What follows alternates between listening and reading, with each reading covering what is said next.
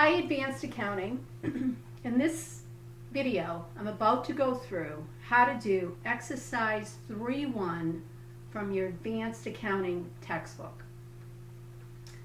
This one is probably going to be a long video. As you know, I try to make them short, but this is going to be a long problem. In this problem, you're going to have to do different things.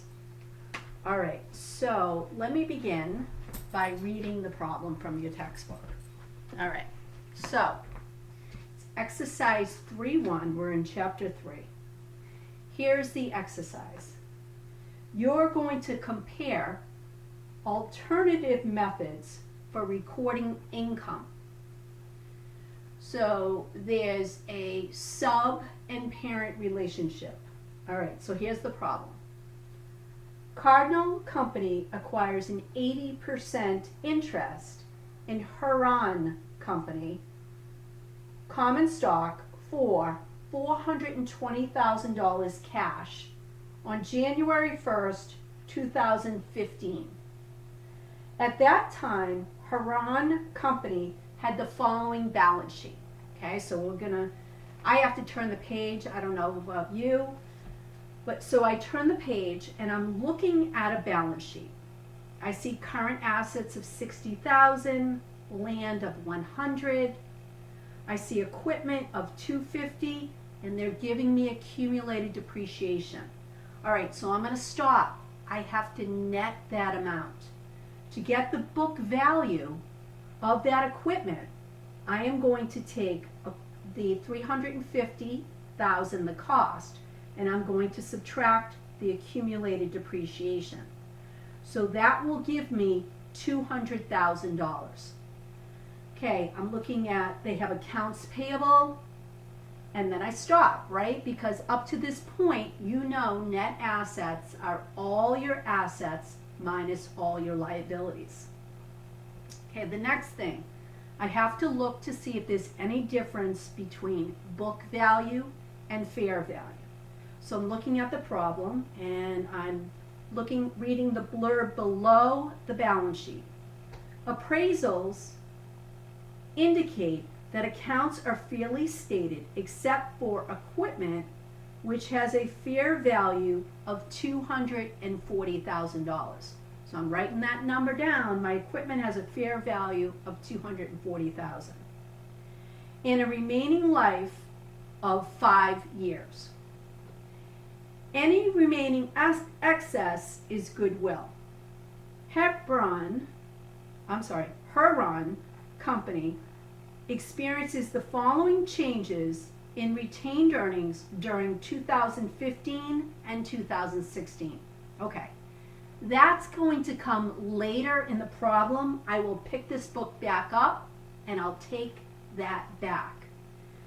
Okay, the first thing that it's going to ask me to do in this problem, it's not asking me to compute goodwill, but it has in the past, okay? However, you still need to compute goodwill, all right? So I want you to stop the video and I want you to compute what the goodwill is for this problem, okay? Now remember, you're going to use fair value for the assets and liabilities. All right, so I'll be back in a second. All right, so you pause the video and you figured that goodwill for this problem is $185,000. And again, you took that by taking the purchase price and subtracting out the net assets. We've already gone through that in prior weeks. So up to this point, you know how to compute goodwill. $185,000 is the correct answer. Okay, now you are going to put together your D&D schedule, okay?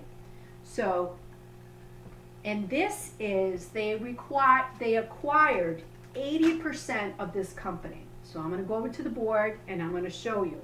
All right. So that I didn't make this video too long and boring, I had it already set up. So why don't you again pause and set up your D&D schedule. But I'm going to start because it's already set up. All right, so I'm going to go over here, and I'm going to have a company implied fair value and the parent price. All right, so I go over here. The parent price was $420,000. I got a parentheses. Well, I have to figure the implied fair value.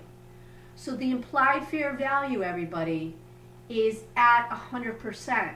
Well, how do you do that? You're going to take 420 and you're going to divide it by 0.80. 420 divided by 0.80 gives you 525,000.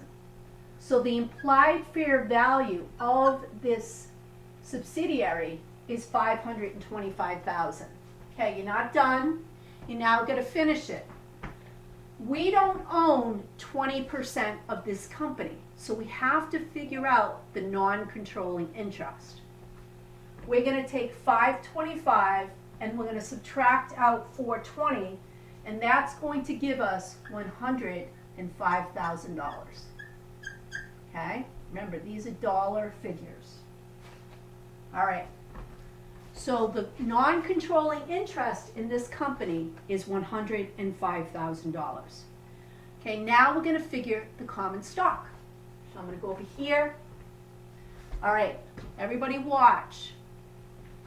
At 100%, you're going to put the common stock on the books, 50,000. Okay?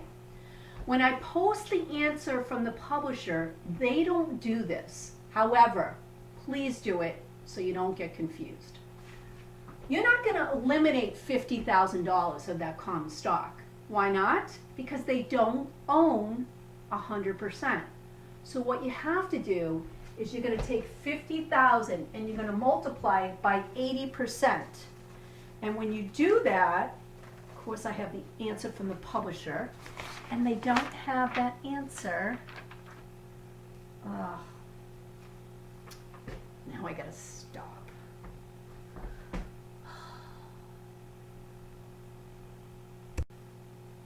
Hi everybody, I paused to get my calculator. All right, so I'm gonna now take 50,000 and I'm gonna multiply that by 80%. So I can't even look at the answer from the publisher because they don't have it. So 50,000 times 80% gives me 40,000. Okay? You don't need to do this third column for this particular area. All right, next, I'm going to take 100,000 of the APC, and I can do that in my head. 100,000 times 80%, and I will multiply that, and that will give me 80,000 for here. Okay, next one, retained earnings. I'm going to take 150. And I'm going to also multiply that by 80%. And that's going to give me 120,000. Okay, so let me do that right here. Okay. All right, so now I'm going to add these up. My total equity here is 300,000. Okay, my total equity here is 240.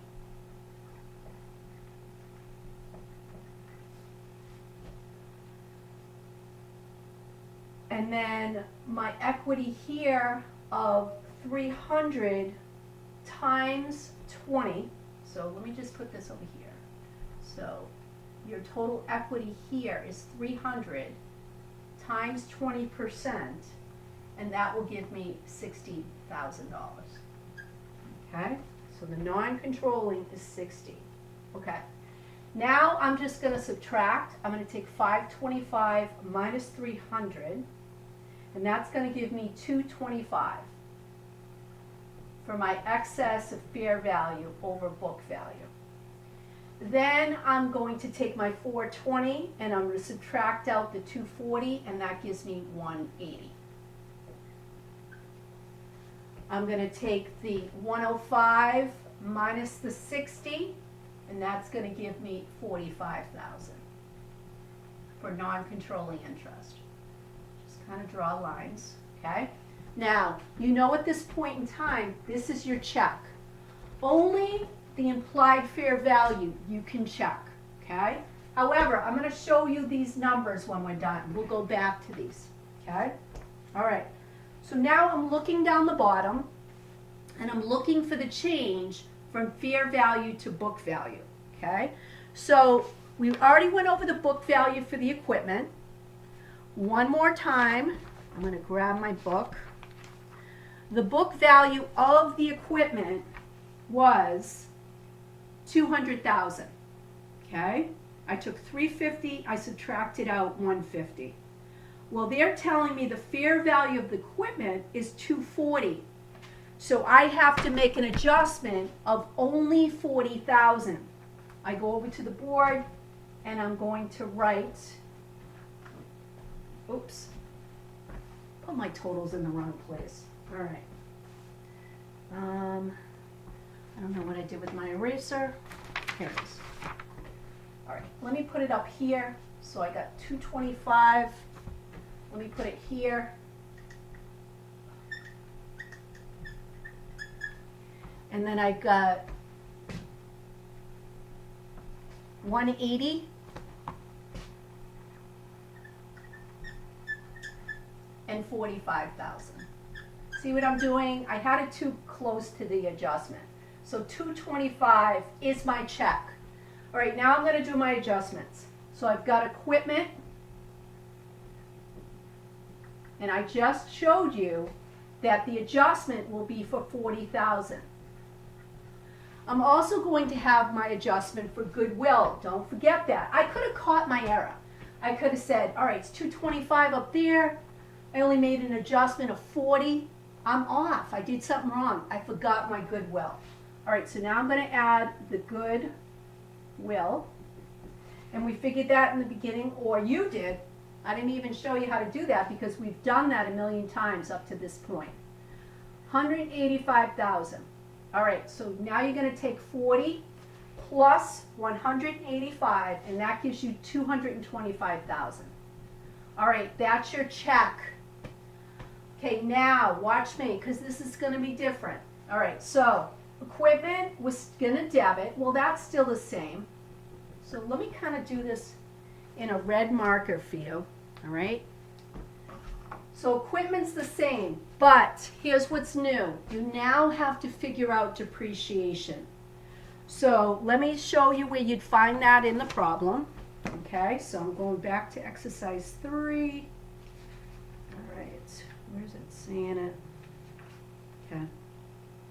All right, here's where it says. So appraisals indicate that they're fairly stated except for equipment, which has a fair value of $240 and a remaining life of 5 years. Well, you have to figure out depreciation on that 40,000. So you're going to take 40,000 straight line depreciation, and you're going to divide that by 5 years. So 40,000 divided by 5 gives me 8,000. Okay, so this is what's new. Your depreciation expense on this equipment is $8,000. Okay, all right, so now I'm going to go over. I'm going to need that later on. Okay, so I completed my D&D schedule. 225, I got 180, I've got 45,000. Let me bring this to your attention. This problem is not asking for elimination entries, even though up to this point you know how to do that, or the adjustments. Again, even though up to this point you know how to do that. Prepare journal entries Cardinal Company would make on its books to record net income and or dividends received from Haran for years 2015 and 2016. Okay. At this point in time, you need to know the rules for the methods. So here's what it's telling you. It's telling you to complete these for the simple equity method, for the sophisticated equity method, and for the cost method. All right, so let's go over the simple equity first. All right, so simple equity method.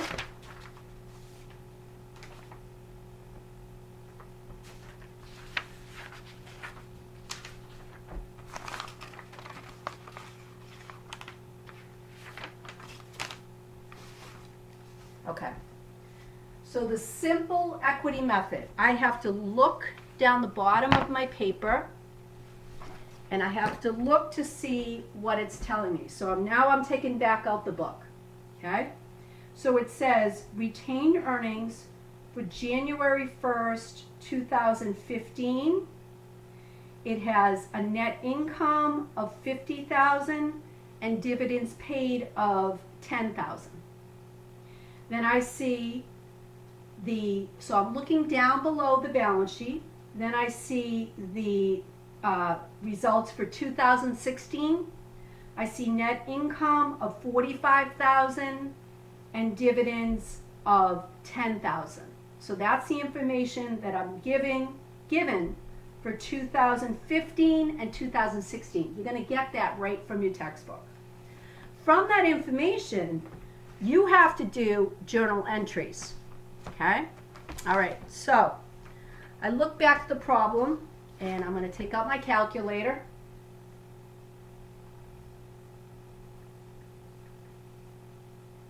Okay, I'm going to go over the simple equity method first. Simple equity. Simple equity, you will, anytime you receive dividends, you will subtract that from the investment account. Well, guess what? The investment account is an asset account. So if I'm subtracting from my asset account, I am going to credit that account. All right? When it's the simple equity, you will not take into account depreciation. So do not take into account depreciation. What I will do is anytime I have net income, I will add that to my investment account. All right, so I got my calculator. Of course, it just keeps turning. All right, so I have my calculator, and they received net income in 2015 of $50,000. So I'm going to take that and I'm going to multiply that by 80%. All right, so that's $40,000. How did I do that? I looked down on the problem from the textbook and it said net income was $50,000. Well, they don't own 100%, so I'm going to take $50,000 and multiply it by 80%. I'm going to go over to the board and I'm going to make the journal entry. Okay? Here's what I'm going to do. So I've got debit and credit. So when it's the simple equity, I'm going to debit investment in Haran because it's increasing my investment account. $33,600. And then I'm going to credit my subsidiary income. This will affect my, can't spell,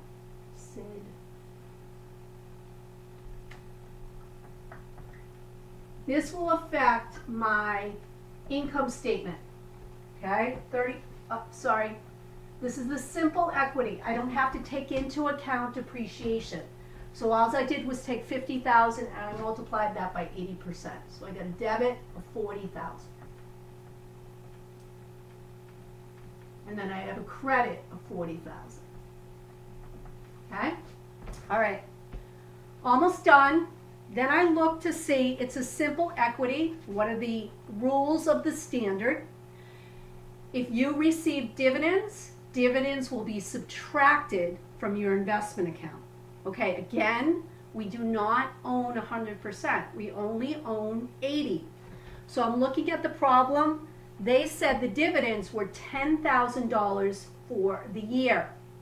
I'm going to take $10,000, I multiply it by 80%. Now I'm going to do my journal entry. This is to recognize the net income of the sub. Now I'm going to recognize the dividends of the sub. So I debit cash for $8,000, and then I'm going to credit investment in Haran, $8,000. Okay? Done with the simple equity for 2015. I write too big. All right. So I wanted to do, here I go, write too big. So this is 2015. I got 2016. Okay? So I'm going to debit cash, $8,000, and I'm going to credit the investment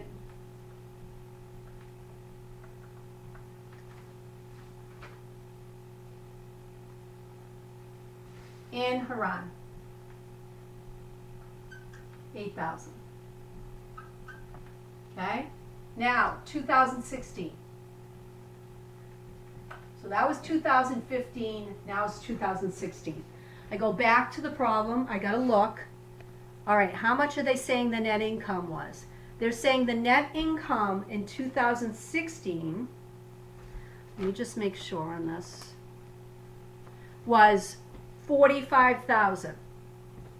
You're going to take 45,000, you're going to multiply that by 80%. When you do, you're going to get 29,000. No, let me try that.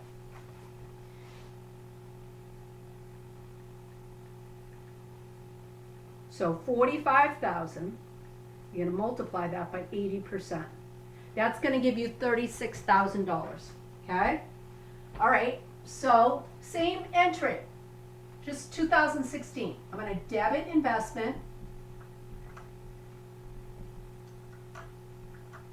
in Haran.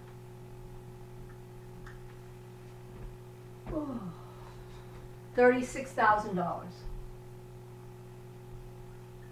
I'm going to credit my subsidiary income. One more time, this will affect the parent's income statement. Okay, now I also have to do my dividends for 2016. It's going to be the same entry. Debit cash, $8,000, because it's still $10,000 for dividends. And then I'm going to credit investment in Haran, $8,000. Okay, so debit cash, credit investment in Haran, same as this one. Okay, now I'm going to go to the sophisticated equity. Sophisticated equity is almost identical to the simple equity. The only difference is that you're going to take into account depreciation. So let me go over here. This is when we figured this $8,000. We didn't use this till this point in time. Okay? All right, so that $8,000 we have to subtract originally from our net income. So I'm going to go over here. I'm going to take my calculator out. Okay, and my net income for 2015 was $50,000. So I'm going to put in $50,000, and I'm going to subtract out this $8,000. That gives me $42,000 for my net income. Next, I'm not done because I don't own 80%. I don't own 100%. I'm going to take the $42,000 and I'm going to multiply it by 80%. So my net income that I'm going to recognize in 2015 for the sophisticated, let me circle it, this method is $33,600. Now I'm going to make my entry. Watch, it's going to be very similar. I'm going to debit investment in Haran. However, not for 40, only for $33,600. We just went over how to do that. And then I'm going to credit subsidiary income, $33,600. Okay, there's no difference for dividends between the simple and sophisticated, exactly the same. So we know the dividends were $10,000. It is going to subtract it from the investment account, so I'm going to debit cash $8,000, and I'm going to credit investment in Haran, $8,000. Okay? All right, that's 2015. Now I'm going to work on 2016. Okay, I'm going to look back in the problem. What did they say the net income was? All right, so they said the net income, 10. Okay, so they said the net income was 45,000. 45,000. I'm going to subtract out my 8,000, my depreciation, and then I'm going to multiply this by 80%. So for 2016, the net income, the only difference is depreciation.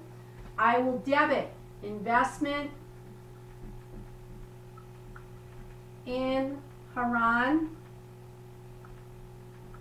for $29,600, and I will credit subsidiary income for $29,600. I'm going to erase this cost method because I'm writing too big. Although, as you can see, it's pretty easy to do. It's a small board. All right. Now I'm going to do my dividends for 2016. Well, they didn't change. So I debit cash $8,000, and I credit my investment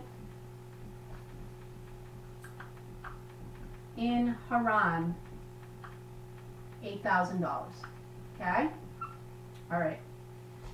So now I'm going to erase. I'm going to draw a line. Okay? And now we're going to do the cost method. Cost method. Well, cost method, no subsidiary income. I cannot recognize any subsidiary income. However, I will recognize dividends, okay? But dividends are accounted for differently, all right, so than the other two methods. So I have 2015, here's what you write. No entry, all right, no entry for subs income. Okay, but I will make an entry for dividends.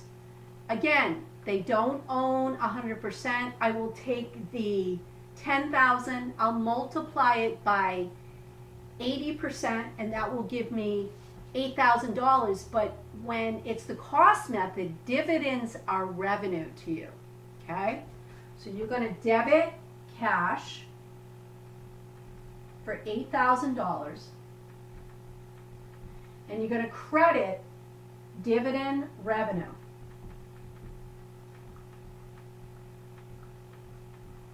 $8,000. Okay? Then we're going to come to 2016. Okay? We're going to have the same entry. We're going to have no entry for the subs income.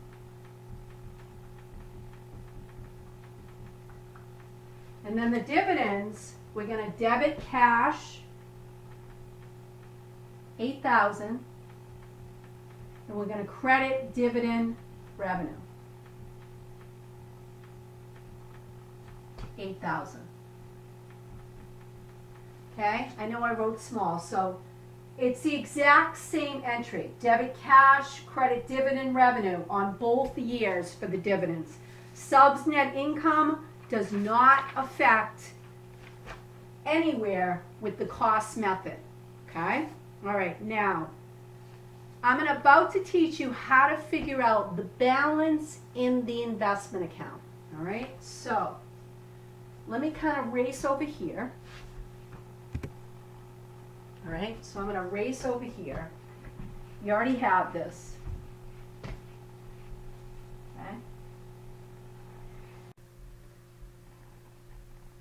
Hi everyone. I'm about to write base on the board. And what we're about to figure is the final amount in the investment account. Now remember, the investment account is an asset, so we want to think what is happening to that asset account. All right, so I'm going to go over to the board. And we're only doing this for 2015. We're not doing this for 2016. So I write base 2015. Okay, so the first one that I'm going to figure is the simple equity. Simple equity method. The final balance for base. Okay, so here's the simple equity. What did I do to the investment account for my $40,000? So I begin with the purchase price. So the purchase price that we paid for this subsidiary was $420,000. So I'm going to start with 420.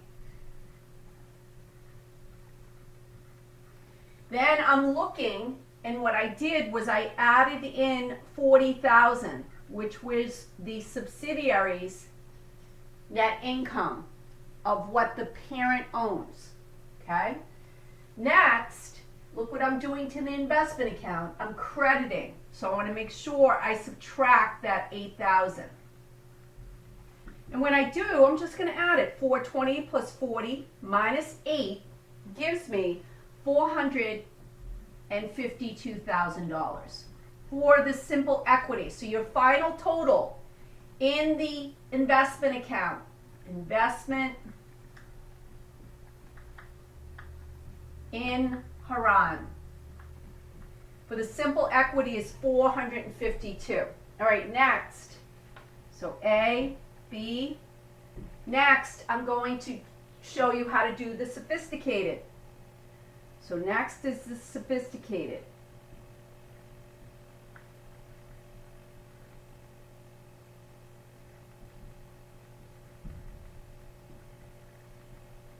Remember, you're still going to start with 420. That's exactly the same. All right, but now we're going to look. When it was the sophisticated equity, what did we do? We debited the investment account for $33,600. Remember, when it's sophisticated equity, we have to subtract out that depreciation. Next, we're going to subtract out our dividends. So when it's the sophisticated equity, 420 plus 33,600 minus 8,000 gives me 445,600. Last method we're going to do, cost method. All right, cost method. Remember, no entry for subs net income. All right, so I start with still the 420. When it's, and let me write this. This is the cost method. So still that 420. Okay, I'm going to look. All right, dividend revenue. No, that's going to affect my income statement account. That doesn't touch my investment account. And then I look, there was no entry for any of the subs net income because the cost method, you do not touch any of the subs net income. So the only item I have is dividend revenue. Well, that doesn't touch my investment account. So I go over here. Here's my final answer for the cost method. So the cost is 420. That is my final total for the cost method in the investment account. Okay? All right, I know that was a long video. Break it down, do that problem again, and come to class and ask me any questions. All right, so I will see you soon.